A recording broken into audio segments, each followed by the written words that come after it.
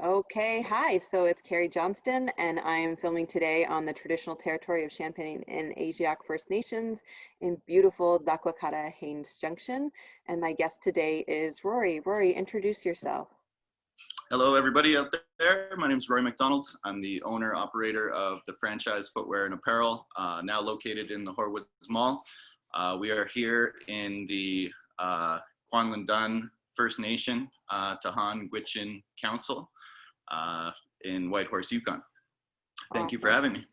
Thanks so much for joining me today. So tell me a little bit about what franchise footwear is.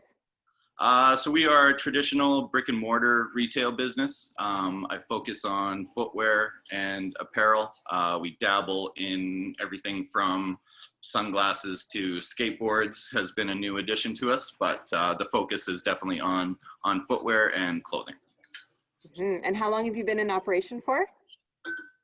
June 6th made 6 years in business for me. So since Wow. 2014. Congratulations. That's amazing for a small retail shop to go 6 years. That's a good Thank you hurdle very to much. pass. Yeah, Yeah, thank that's amazing. Okay, can you just tell me a little bit about what shoe culture is? Yeah, it's huge. So it's really cool for me. I've been interested in this since I was a young kid. I grew up as a skateboarder, and like skateboarding and hip hop culture is very much intertwined, and the fashion side of that is a big part of it. So since a young man, I was interested in shoes, skate shoes, and that has kind of evolved into basketball shoes and Nike and Jordan kind of shoes specifically over the years. And yeah, like I said, those paths have always kind of crossed in the world and in the fashion world. And for me, it's kind of neat. I was able to move away to Vancouver and kind of learn a trade, and now have a chance to bring that back to my hometown in the Yukon and kind of bring that culture to a place where it didn't exist before, or existed in a very small capacity before, I should say. Okay, and so what have you learned about your business model over the last couple of months? Over the last couple of months, there's been a lot of realizations. Like my business, like I said, is 100% brick and mortar. I don't operate online at all. So we've definitely seen a shift in COVID.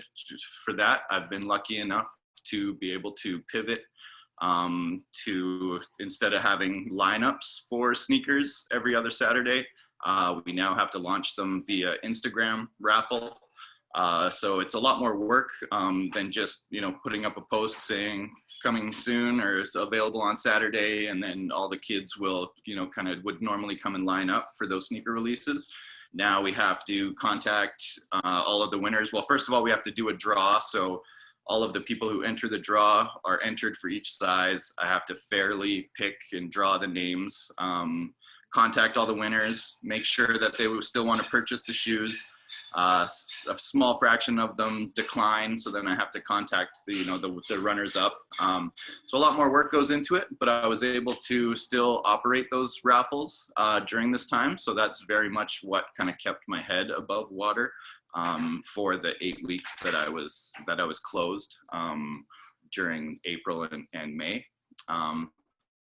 So really, as far as business models are concerned, the brand exclusivity that I have really helped me out there. Nike and Jordan products, they're very selective as to what retailers they sell their products at.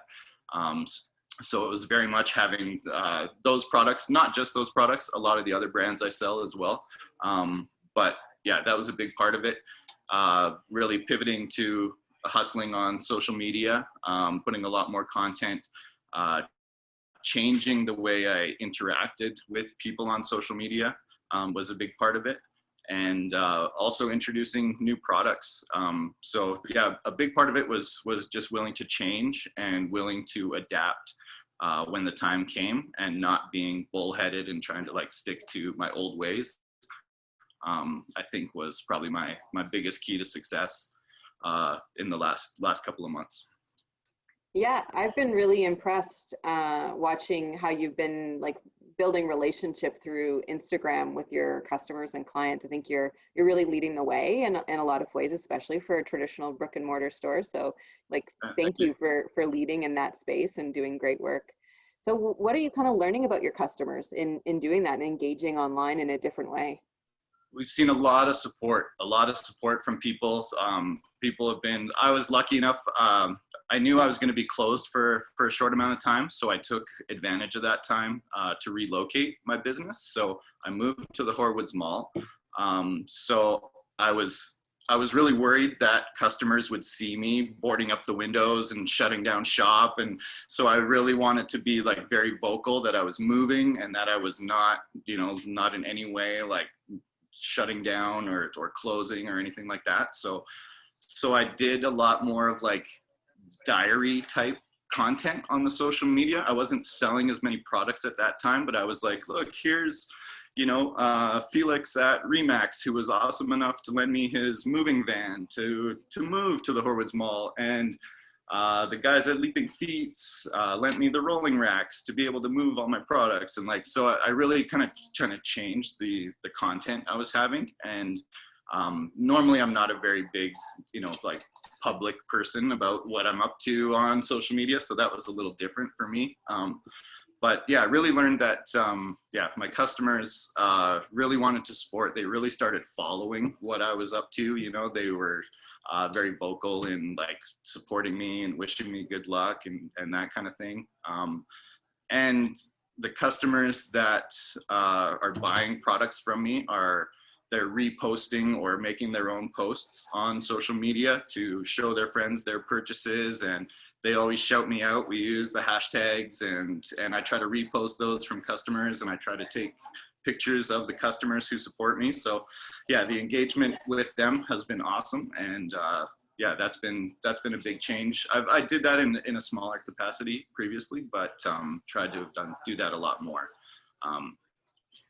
during this time as well. Hmm. So while you're leading the way in this sort of Instagram space, like what are you learning about leadership? Leadership, I'm definitely trying to take an active role in the community. I find myself in a very lucky position to be able to have a following on Instagram and have kids paying attention to what I'm doing. So I feel I need to do more than just sell them sneakers. You know what I mean? I need to not only like try to bring this culture to the Yukon, like we do, music posts, we play new music in the store, do stuff like that. We try to promote local artists. We've had a couple of kids make art projects for us, just out of the blue, completely surprised me. Josh and Simon Lauer dropped off like a 400% bare brick, custom made, custom painted, like totally surprised me, blew me away. And another young kid, Nathan, made a painting of, there was a sneaker released in a Spider-Man movie, and he did a painting of Spider-Man in the sneaker that we released. And yeah, just the fact that these kids, think of me or think of the store in that light is humbling, to say the least. I also was really proud to do a promotion with Wolfpack basketball. Coach Tim Brady and I go back a long way. I'm good friends with his son, and I had an opportunity to sell Kobe jerseys at the store, and I didn't feel right about profiting off of those Kobe jerseys, but I wanted my customers to be able to sell them. So I donated the money to the Wolfpack, and they invited me into a practice and, donated the check, and, all the kids were super stoked and, gave me a round of applause and whatever. So yeah, stuff like that is pretty awesome. And to be able to do that because people shop at my store is awesome. So I feel it's, the least I can do, in the community. So. So, I mean, we've all had to learn a lot during the last couple of months. And so how are you thinking about your business model differently? What do you think is like here to stay? What are you looking at integrating down the line? Yeah, online is a big part of it. One of the main reasons my store didn't exist online is because of the products that I carry. Because Nike and Jordan are such big brands, they want to control their online presence. So they haven't opened new online dealers in quite some time. And now with these recent changes, kind of things have started to change in that aspect. So hopefully, being in the north and being able to represent a customer that is underrepresented by some of the other stores in Canada might open the door for me to have a bigger e-com presence and online presence. So that's a focus for me in the future for sure. Mm-hmm. Right. So all of your sales, when you had to go from normally having your lineups to this kind of raffle concept for the new release of a sneaker, you're still not selling those online. It's still like through your land-based point of sale system. Hey? Yeah, we did. Customers would e-transfer the funds to me, and then when they came to pick up the shoes, that's when I would cash the e-transfer and would basically do curbside pickups. So although it was enough to kind of keep my head above water, that's a far cry from having a stream of customers coming through your store every day like you're used to. So during that 8-week period, I maybe dropped 3 or 4 shoes. So it was, literally kind of just enough to keep people interested and to have just a little bit of revenue to come in to pay some bills and stuff. So any other things that you've been sort of learning, classes or books or like something like, we've all taken a bit of time to learn a new skill or many of us have. So has there been any sort of new skill that you've picked up? That kind of relates again to e-com. I've been paying a lot of attention to Shopify, paying a lot of attention to e-com success and retaining customers, and yeah, there's a whole science that goes along with e-com shopping. I was lucky enough years ago. My background comes from working with a group of guys in Vancouver called the Red Dragons. They're a skateboard crew out of Vancouver.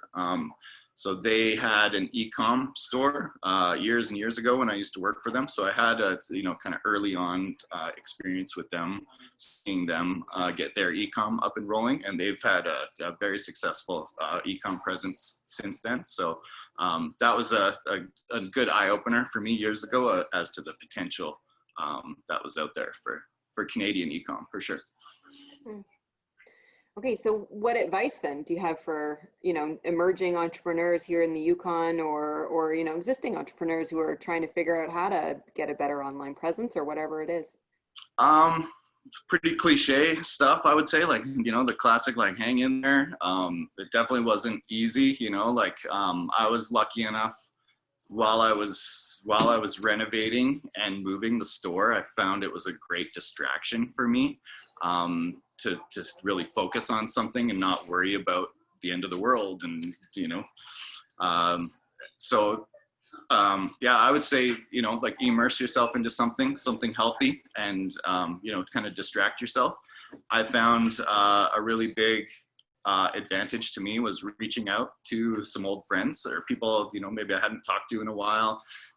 Make a FaceTime call and just surprise somebody out of the blue or, something like that. That went a long way. I was trying weekly to kind of call and catch up with somebody that I hadn't spoken to in a while. So I found that helped. And of course, my partner, Kate, my mom, Rhea, my brother, Neil have been huge supports for me. So yeah, can't thank them enough. They help me on a daily basis. So yeah, lean on your supports, lean on those people around you. Because they help a ton. And is that the same for your wellness practice then, or has there been anything else that you've been kind of integrating in to help keep you grounded? Myself personally, I just turned 40 a couple of weeks ago. So I've been on a little bit of a health kick, a little bit of a health realization, what started with me, I'm lucky enough that I don't start work until 11 a.m. in the morning. So I try to take advantage. I walk the dog every morning. I try to, get some work done and try to have a peaceful day. But yeah, I've basically started walking the dog has kind of turned into some running and trying to get healthier. So yeah, been on this little health kick lately. and that's been very good for my mental health and having an outlet to to blow off some steam as well. So. Mm. So any like major aha moments for you over the past couple of months, something that's like really changed your worldview or perspective that you'd like to share? Um, that one I thought about. I don't really have, I don't have a huge aha moment. Like I said, I think my saving base was pivoting at the right time. So that to me was is my biggest realization, because I am quite stubborn sometimes and set in my ways and a creature of habit. So I'd probably say that's one of my biggest realizations. In a bigger picture, in retail, for me, because we plan so far in advance, like some of these products that I buy we're buying 6 to 8 months in advance. So we're having to almost like look into our little crystal ball and see what the trends are going to be or what the popular shoe is going to be. So for me, when something like that works out, when a shoe shows up 8 months later and it's a hit, and I have, refill sizes coming a month later to kind of top up on those sizes, and that all works out well, and it's like, it's been like an 8-month thing to happen, and it all comes together. I say, well, maybe I do know what I'm doing. It's like, that's in a bigger picture, probably like some of my aha moments is like, all right, like, yeah, maybe I do know what's up sometimes. It is good to take a moment as an entrepreneur and pat yourself on the back a little bit, because like nobody else, it's the magic behind the scenes that nobody else is aware of, because if they were, they'd be doing it too.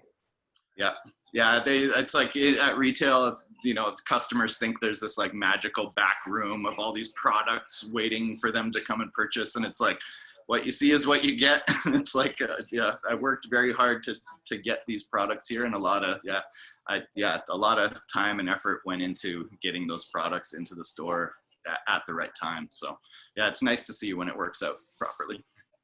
Yeah, the shoe industry, like you're in, it's very much you're curating, like you're creating the art of the shoe in this strange way, but it's really neat. Well, and what's neat now is these shoes release now in Whitehorse on the same day as they do in Los Angeles and Halifax and Tokyo. So it's it's like they have global releases, and now Whitehorse is on that map too. So that's a pretty cool thing for me. So it is. So the Yukon, because of the pandemic, we took this sort of like moment to really shut a lot of things down to maintain the safety of all Yukoners. And, we're in this period of reopening and normalizing. So what are some of the values of reopening that you'd like to share for yourself? I think definitely being cautious as we reopen is big, to just assume that we're out of the woods and that, the worst is over, I think would be kind of foolish. So I think we still need to keep being diligent, even though we are, having a little bit more freedom. Obviously, I hope to see all businesses, continue to prosper and to still be around. There's, I think, a great community of small businesses in the Yukon. So I would hate to see, any of them, not be able to survive through this. So shopping local is going to be a big one. These stores really need everybody's support, and that's going to be a big part of it. I think we're going to have a tough winter ahead. Right now it's sunny and it's nice and between rain, but I think when it's dark in January and February and people are prone to staying home and on the best of years, I think we're going to have some realizations. So yeah, we're gonna have a tough winter ahead. Not to be too pessimistic, but I think it's going to take a lot of support from people to make it through the winter for sure. Just wondering, sort of when you did have to shut down your store for, you talked about shutting it down for 8 weeks, and what's it been like to reopen and try to maintain those, COVID safe protocols in your store? Reopening has been awesome. I'm very happy that people are still shopping and still in a position that they can afford to shop. I'm very well aware that, $250 sneakers are a luxury item. So I'm very lucky to be able to still be selling those items. What did I got off track here. What did I? Oh, just about people following your protocols in the store. What's Oh, it been right, like as a retail operator? Yeah. right. Sorry. So yeah, I find at my store I have been quite strict with clothing and textiles and stuff. It's definitely a touch and feel type industry. You just naturally want to walk in the door and to handle the products, and I don't blame anybody for that. It's the first reaction, but we are having to limit customers on the amount of products that they handle until August 1st. August 1st, we kind of took the lead and kind of loosened our grips a little bit, whereas we allowed customers to start handling the products. Before that, you had to allow me to handle it for you. So that's been good. We have had a little bit of pushback a bit from customers, which is unfortunate. I'm not trying on size medium hoodies, you know what I mean? I'm not trying on size 8 shoes, so it's like, it's very much for my customers' protection that these rules are in place. I'm being very diligent about sanitizing myself and sanitizing like the areas that I touch. But it's it's a big store with a lot of items in it. So there's been a bit of pushback from customers, which is unfortunate. They feel like they should still be able to handle the stuff, and it's like, yeah, they may not realize how many people kind of come through the store in a short amount of time. I started counting a little bit during that time, and it was upwards of 250 to 300 people a week. So I think that's a lot of people in a month to be handling products. So yeah, we're probably a little more diligent or a little more strict than some stores, but yeah, ultimately it's for the protection of my customers. So. Yeah, and if we're a little bit more strict and that keeps us safe and doesn't have us, shut down great stores like yours again, then I think it's all really worthwhile. Yeah.